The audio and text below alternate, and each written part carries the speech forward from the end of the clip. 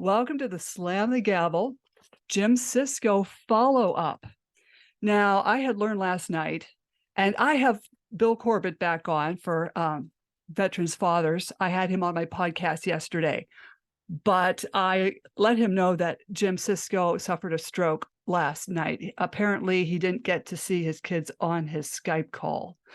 And what had happened in his past history is the root of the cause was Judge Mann. And then what had happened since September of 2021, this has been going on 2 years, 3 months. Jim has been incarcerated. He's had shoulder and back surgeries. The attorney, Joseph Menzie, thank you. Yeah. He left Liv St. Myers law firm. Then he went over to Daughtry law firm, where he's extorting $25,000 from Jim and expecting him to pay $2,000 a month in legal fees.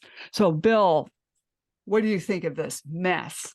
Oh, so I've been reporting on the Sisco case for a while now, and Menzie has violated, in my opinion, and I'm not an attorney or a judge. It all started off, let's get back to this. Art started off with Judge Mann. Judge Mann, his daughter died at the hands of a boyfriend who essentially murdered her. I don't believe Judge Mann healed enough from his daughter's death and then went back and sat on the bench. And I believe Judge Mann has some psychopathy he has to overcome through counseling, right? Extra help.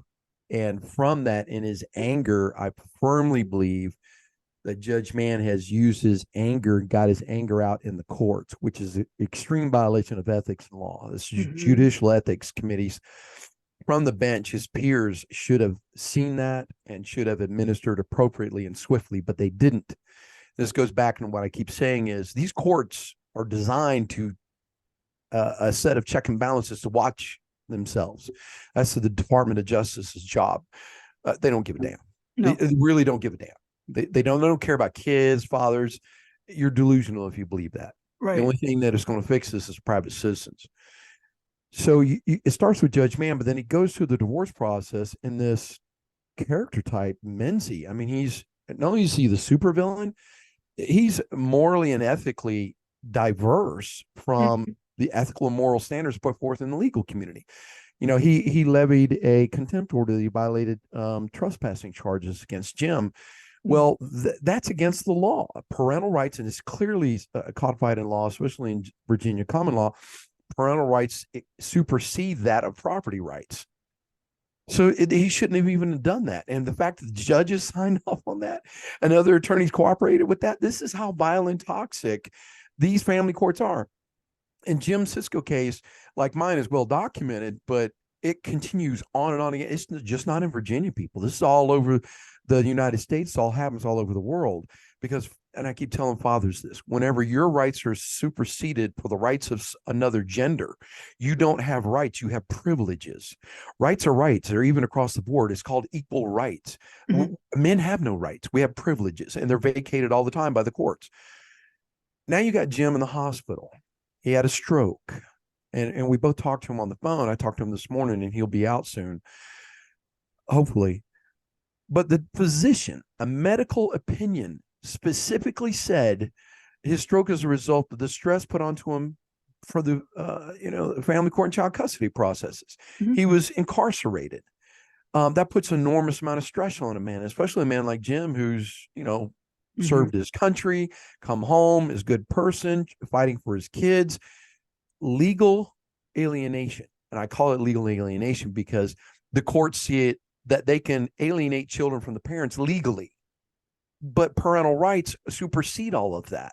That's a violation of federal laws. Again, federal laws, again, violations of state laws, again, constitutional rights violations, again, rights violations against humans, mankind. That's UN statutes. They now can be brought up in The Hague according to the definition of that the UN set aside for human rights violations and crimes against humanity. They can be brought up on international charges in The Hague.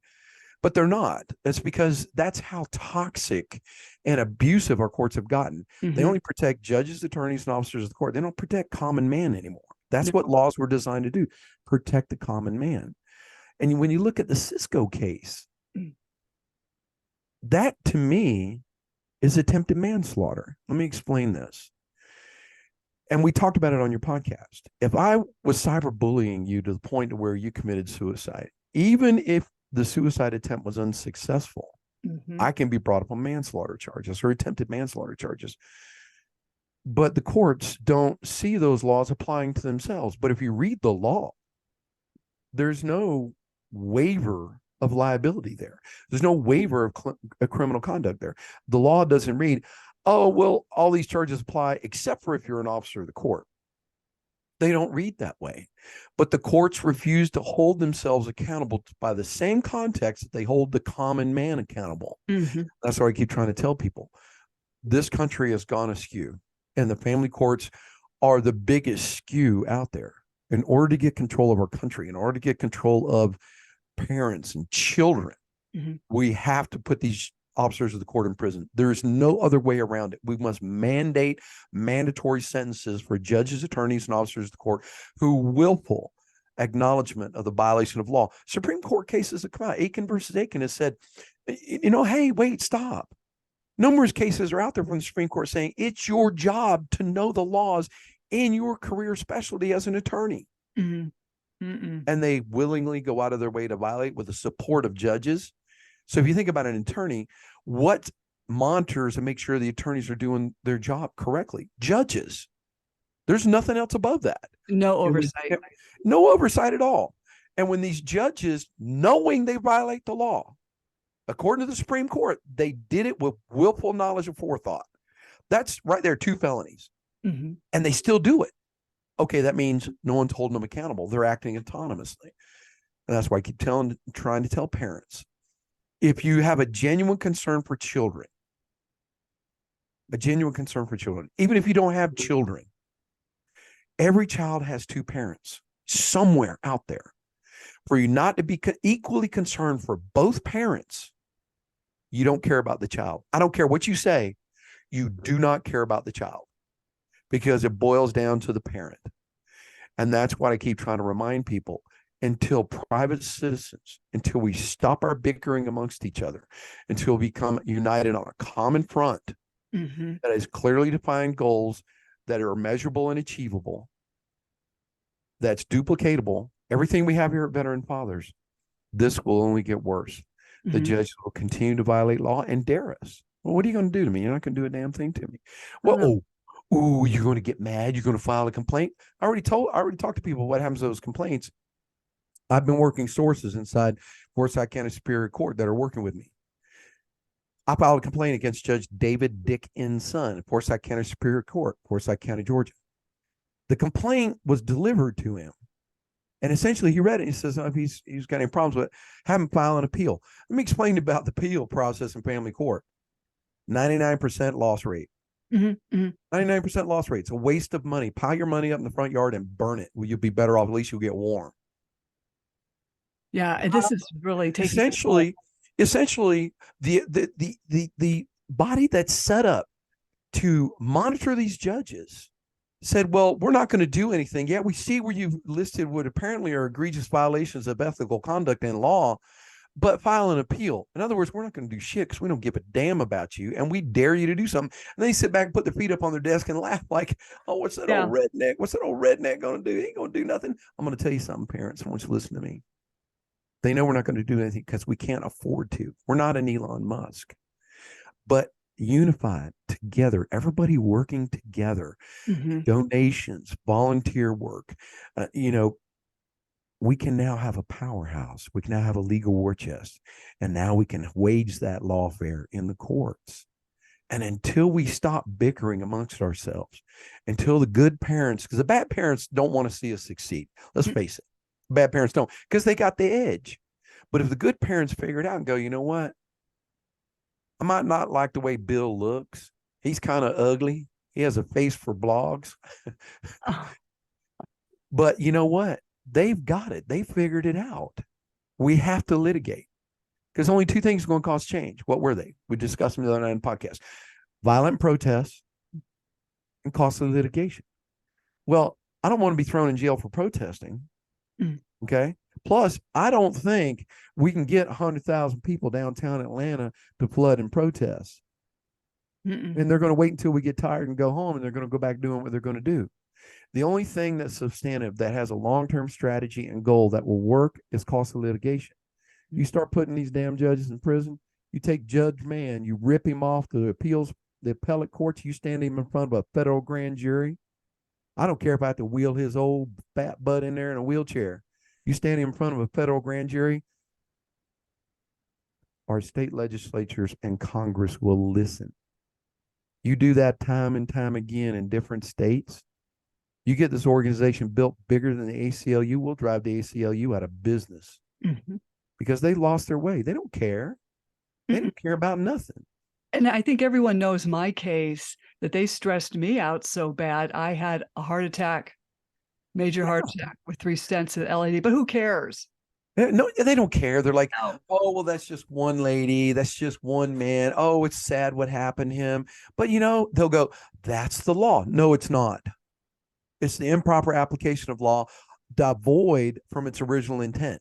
And then once we start prosecuting and sentencing and suing enough judges, attorneys, and officers of the court, state legislatures are going to knock on my door. They're going to go, how can we fix this? Because we don't want you to send Georgia into abject poverty. I'm going to go, you're going to have to go back, sharpen your pencils, and write these laws a lot more specific. You have to put in there thou shalt or you're allowed to, but you also put in there thou shalt not alienate a parent through this family court process. This is about kids. Right. And if you're ruling in best interest of the child and you're conducting legal parental alienation, you're in strict violation of law. And as a judge, you have mandatory sentencing requirements under federal guidelines that you now have to adhere to. But parents, they see this and they go, well, you make it sound so easy. It is. Yeah, when you start peeling back the layers of the onion, there's a lot of layers, a lot of work that we need to put into it. Sure. Yeah, is it going to happen overnight? No, because the court systems are bogged down. Judge David Dick N. Son told me, you need to figure it out. You need to go get you another job working 90, 120-hour weeks, traveling 60, 90% of the time. That's a failure model, and here's why. If I would go back to that job, which they won't hire me because the TPO on my record now, okay? If I was to go back to that job and do that, guess what? She'd take me back to court. She'd get full custody of the child. He's unable to fill his parental obligations assigned to him by the courts because he's working all the time, Your Honor. I must have full custody. It's a failure model they built for parents. And I looked at my attorney when I was done. I said, this is a failure model. I can't win no matter what direction or purpose I take. And she just goes, I know, I'm sorry. Oh my God. Like, you fucking know you're fucking sorry. Oh, but make sure you pay my bill. Oh yeah. They get paid either way, whether they win or lose. And the thing I'm is, like, how toxic and corrupt can you get? We're talking about a child. Right. They don't care. They don't give a damn. And poor They don't care Jim, about their paycheck. he wanted to do his Skype call with his kids or let them know, or, that he's, in the hospital. And I think the kids should know. I think they should. If I would have had custody of my daughter, now we got a message from a family member or maybe from my ex saying, hey, I suffered a stroke. I'm in the hospital. I don't think I can we do FaceTime. Can't do the FaceTime call. I'd be looking at my little girl like, get your stuff together. We're going to the hospital. Mom's sick. Right. Boom. Right. I wouldn't have to tell her details. She's 6 years old. She won't understand the detail, but his kids are teens. Right. You tell his kids, daddy had a stroke, we're going to the hospital. I guarantee you it's going to be a bum rush to the car. Come on, mom, let's go. And the mother knows that. But the mother doesn't want to show the courts the kids care about daddy. That's a malignant narcissist. Lack of empathy, a key characteristic of a narcissistic personality behavior. Jim is dealing, in my personal opinion, I'm not a mental health professional, but I've got 14 years of experience in dealing with a narc. Okay. He's dealing with a malignant narcissist. She doesn't care about anybody. She doesn't care about the kids. You have to understand this about narcissistic personality disorders. The emotions you see from a narcissist is learned behavior. They go to a funeral. They learned at a funeral you're supposed to cry and be emotional. They learn that. They've learned how to conjure up those feelings. But genuinely, they have a wire in their brain that didn't get connected that says, I don't know how to have that emotion, which is empathy. Empathy comes from the individual, not from the circumstance. That's why narcissists are not empathetic, because they don't know how to conjure that feeling, that emotion from within their own soul. And when you got a person like that, you got someone who's teaching children that, who has a child that may have a mental, emotional, or physical problem, and the mother doesn't know how to show empathy. Well, this is scary because all she did was email him back, well, you can talk to the kids on Tuesday then. Yeah. I'm like, wow. Yeah, shame on her. And Holy.